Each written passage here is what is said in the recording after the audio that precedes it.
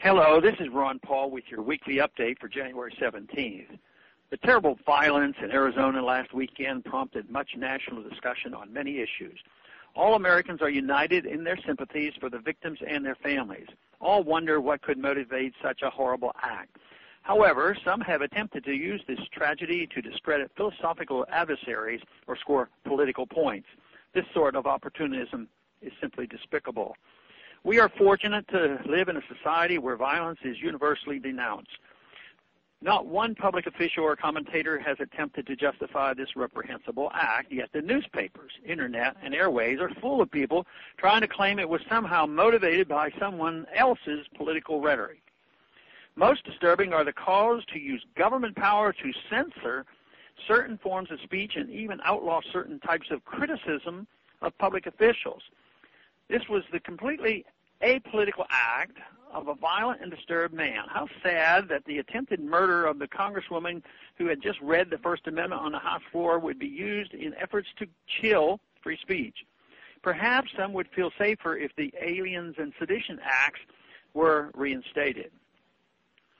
Also troubling are the renewed calls for stricter gun control laws and for government to do something to somehow prevent similar incidents in the future. This always seems to be the knee-jerk reaction to any crime committed with a gun. Nonsensical proposals to outlaw guns around federal officials and install bulletproof barriers in the congressional galleries only reinforce the growing perception that politicians view their own lives as far more important than the lives of ordinary citizens. Politicians and a complicit media have conditioned many citizens to view government as our protector, leading to more demands for government action whenever tragedies occur. But this impulse is at odds with the best American traditions of self-reliance and individualism, and it also leads to bad laws and the loss of liberty. Remember, liberty only has meaning if we still believe in it when terrible things happen and more government security is demanded. Government cannot make us safe by mandating security any more than it can make us prosperous by decreeing an end to poverty.